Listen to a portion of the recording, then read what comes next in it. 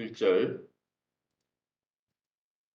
시편 94편 1절, 제가 1절 여러분 3절 읽으시면 됩니다.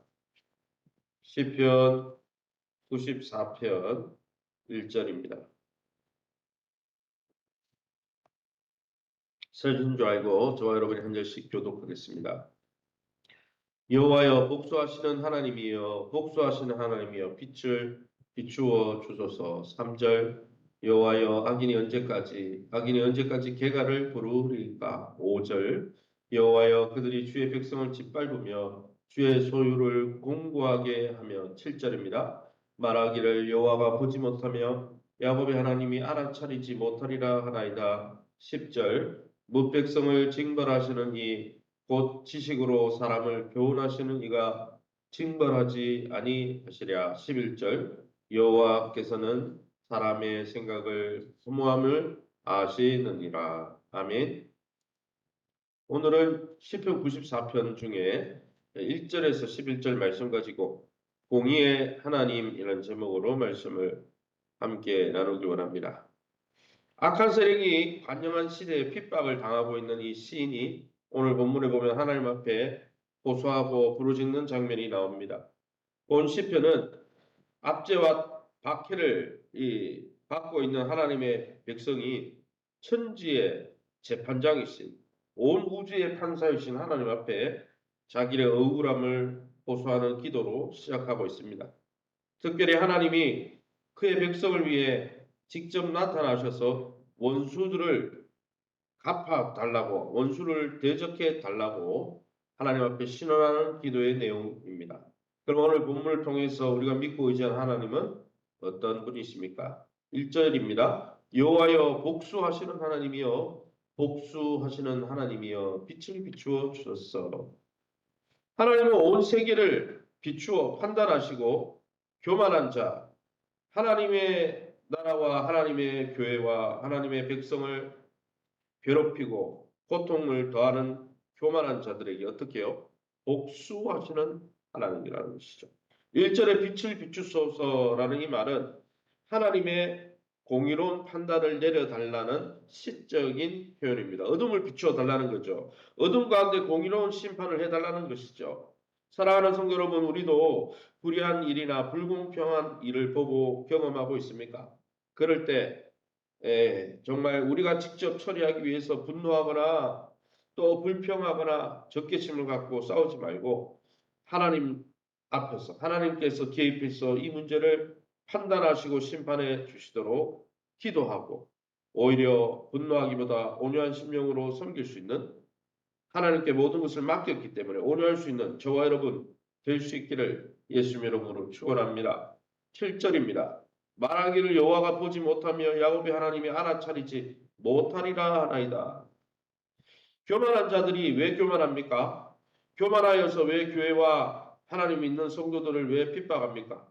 여기 그 이유가 나오죠. 하나님 보지 못할 거야.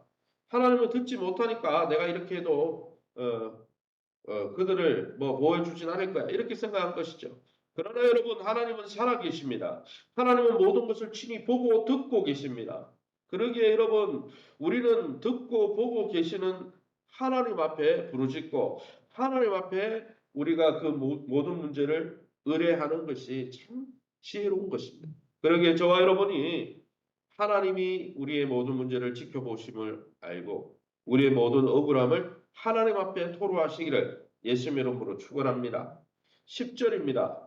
무백성을 징벌하시느니 곧 지식으로 사람을 교훈하시는 이가 징벌하지 아니하시랴. 하나님은 언제나 바른 지혜와 지식을 가지고 징벌하신다 했습니다. 사람을 교훈하여 깨닫게 하신다는 것이죠. 여러분, 매를 들어서 무엇이 잘못된 것이 징벌해 주는 하나님, 그래서 이것이 잘못되었다 이렇게 말씀하는 하나님이지, 하나님은 사랑이니까 우리가 아무 때나 가도 다 사랑해 주실 거야. 성경을 안 읽어본 거죠. 여러분, 하나님은 자기 아들을 십자가에서 심판하신 분입니다. 왜 심판하셨습니까? 죄에 대해서 잘못된 것은 공의롭게 심판하셔서 그 심판의 대가를 믿는 자들을 은혜로 구원하시는 분이에요. 그래서 우리가 하나님의 은혜를 기억하고 사랑하는 기억하는 사람은 하나님의 자기 자식을 그 십자가 형틀에서 심판하신 하나님의 공의도 기억해야 되는 것이지. 은혜 받았다고 내가 마음대로 살고 죄를 봐 덮고 하는 게 아니고, 죄를 자기 아들을 징벌하기까지 미워하시는 하나님을 안다면, 여러분, 성도는, 구원받은 성도는 죄와 함께 갈 수가 없는 거죠. 죄를 미워할 수밖에 없는 것이죠. 하나님은 이처럼 우리를 때로는 징계하시기도 하십니다. 그러기 여러분, 고통도 하나님의 뜻임을 잊지 마시기 바랍니다. 제가 어제 저녁에 예레미야 설교할 때도 똑같은 이야기를 했는데, 고난도 하나님의 뜻인 거죠. 욥은 고난 중에 있었고, 아브라함도 고난 중에 있었고, 모세도 일이 팍팍 풀린 게 아니에요. 그의 목회 사역 가운데 항상 많은 사람들의 불평을 들며 고난 속에 있었죠. 다윗도 여러분 기름부음 받고 십수년을 쫓겨다녔잖아요. 이처럼 하나님은 결단코 무고한 사람을 괴롭히거나 억울하게 하시는 분이 아닙니다.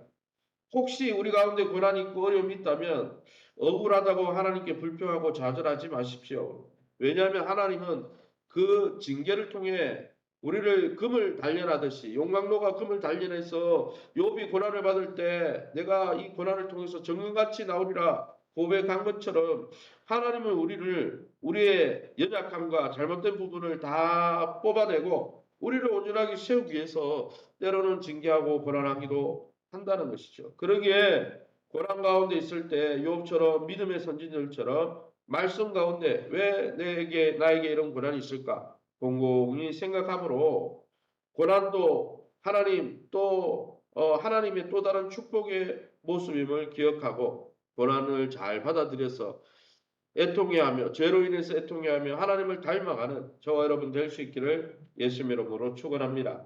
그럼 오늘 본문을 통해서 우리에게 주시는 교훈이 뭡니까? 3절입니다. 여호와여, 악인이 언제까지 개간을 부르리까? 악인 때문에 고난을 당하던 이 시편 기자가 하나님 앞에 기도합니다. 하나님, 악인을 어떻게 저렇게 두고 보시렵니까? 악인들을 심판해 주십시오. 복수하시는 하나님, 이렇게 부른 것이죠. 하나님을 생각하지 않고 하나님을 생각하며 살지 않는 모든 악인들, 오히려 그들의 악행을 자랑하고 의시됩니다. 그러나 여러분, 분명한 것은 하나님을 떠나 하나님의 통치를 받지 않고 하나님 앞에 불복하는, 그리고 의인들을 괴롭히는 저 악인들은 하나님이 분명히 심판하신다는 것이죠. 5절 말씀입니다. 여호와여, 그들이 주의 백성을 짓밟으며 주의 소유를 공고하게 한다 했습니다. 주의 백성을 주의 소유다 했습니다. 하나님의 백성은 하나님 겁니다. 그래서 시편 기자는 하나님, 내가 하나님 건데 하나님 것이 이렇게 유린당하고 농락당하고 있는데 하나님 왜 참고 있습니까? 이렇게 기도한 것이죠. 악인들은 하나님의 백성을 괴롭히며, 또한 우리가 읽지 않았지만 6절, 7절에 보면 과부와 나그네와 같은, 고아와 같은 힘이 없는 자들을, 연약한 자들을 학대하고 괴롭힌다 했습니다. 때로는 그러기에 여러분, 이러한 우리가 악인들이 충만하고 창궐한 이 땅에, 이 세상에 사는 우리 성도들의 삶이 평안하지만은 않다는 것이죠. 왜요? 우리는 하나님 뜻대로 살려고 하는데 어떻습니까? 사단의 종로로 타면서 어떻습니까? 하나님의 뜻을 외면하는 악인들이 하나님의 뜻대로 가려고 하는 자들을 가만히 두지 않는 거죠. 그러니까 경건하고자 하는 자는 고난을 받을 수밖에 없다고 성경이 기록하고, 복음과 함께 무엇을 받으라? 고난을 받으라 했습니다. 사도 바울뿐 아니라 모든 사도들이 고난 가운데 있었습니다. 믿음의 선진들도 약속을 받았지만, 아브라함도, 이삭도, 또 야곱도, 요셉도 정말 하나님의 약속을 바로 보지 못하고 오래 기다리고 때로는 고난 가운데 있었다는 것이죠. 그러기에 사랑하는 성도들이여, 고난의 날이 의외로 길어지기도 할 때가 있고, 악인의 강포가 더욱 강하게 우리의 삶을 무너뜨릴 때도 있을 수 있다는 것이죠. 하나님이 안 계셔가 아니라 우리가 하나님 계신 천국에 사는 것이 아니라 우리가 이 땅에 발을 밟고 있기 때문이죠.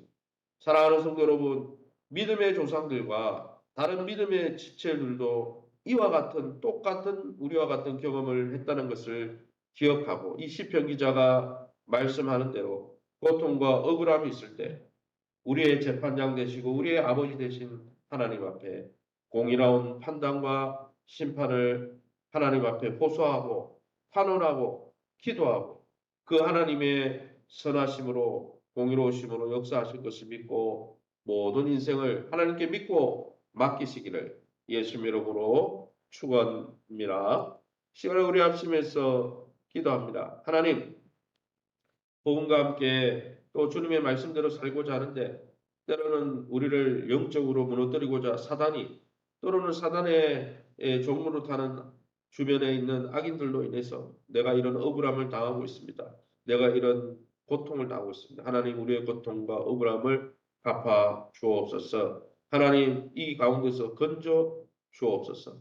두 번째는 교회가 내적으로 잘 재건되게 도와달라고 이제 주일 오후 예배 때 드릴 주일 목장 예배가 회복될 수 있도록, 또 다음 주에부터 시작될 어린이 전도, 또 벌써 시작되어진 우리 1:1 양육을 통해서 하나씩 둘씩 우리 교회가 믿음 가운데 바로 설 수 있도록 세우신 교회와 좋은 관계가 맺어지게 하시고, 교회가 주님의 몸인 줄 알고 교회 공동체를 존귀 여기며 함께 어우러져서 하나님이 주시는 건강과 기업과 자녀들의 복을 받을 수 있도록, 우리 권은미 권사님 부친이 또 퇴원해서 집으로 내려갔다고 하는데 완전히 회복된 건 아닌 것 같습니다. 위에서 기도해 주시기 바랍니다. 박인수 우리 전성읍 집사님 외에 많은 환우들을 위해서 새벽에 우리 합심해서, 그 외에도 우리 권사님들과 집사님들을 위해서 합심해서 동성으로 기도합니다.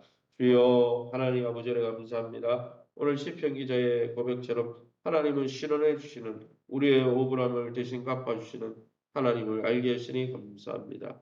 우리가 하나님의 소유, 하나님의 것이 되었으니 우리가 우리 스스로 억울한 일을 당할 때 우리 스스로 그 문제를 해결하려고 분노하는 그러한 아버지 처지의 형편에 처하는 것이 아니라 날마다 그 모든 억울함의 문제를 하나님께 믿고 맡기면 여전히 온유한 심령으로 다른 이들을 섬기고 끝까지 주를 본받아 십자가 지고 이 길을 갈 수 있도록 우리의 심령을 붙들어 주옵소서.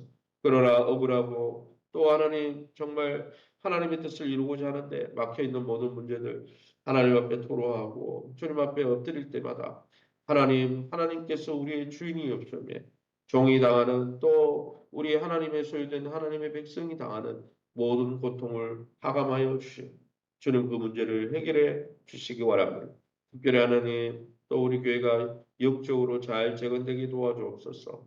또한 목회 환경적으로 교회의 불편한 부분들이 잘 수리가 되게 하시고, 또 재무의 문제도 잘 해결되게 도와주시고, 또 교회가 영적으로 하나님 다음 주에 이제 아버지 개강 예배를 통해 어린이 전도가 다시 활성화되게 하시고, 주일 목장 예배가 활성화되게 하시며 1:1 양육을 통해 바른 복음 위에 우리 자신의 영성이 바르게 올곧게 가고 있는지 점검하며 건강하고 행복한 신앙인으로 신앙의 영적인 기쁨을 회복하는 아름다운 일들이 있게 도와주옵소서. 세우신 교회와 좋은 관계를 맺게 하시고 교회를 주님의 몸인 줄 알고 서로 나보다 남을 아껴 여기며 존중하면서 믿음 가운데 함께 자라고 공동체의 뿌리를 받고 또 하나님 주시는 건강과 기업의 복과 자녀들의 회복이 있게 도와주시되, 자녀들의 앞길을 열어주시고 결혼의 문을 열어주시고 취업의 문을 열어주시고 진로의 문을 열어주시고 무엇보다 믿음의 문을 열어 주옵소서.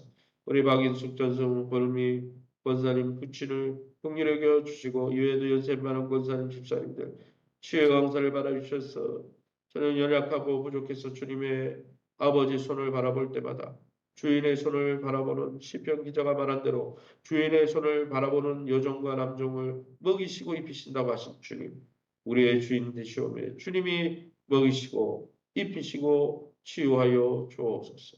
이 새벽에 주의 보좌 앞에 엎드려 주님의 한량없는 은혜를 간구하는 성도님들, 약속의 말씀 붙들고 기도하다가 하나님의 선하심을 경험하는 복된 이 한 날 되게 도와 주옵소서. 모든 영광 하나님께 돌려드리며 예수 이름으로 기도합니다. 아멘.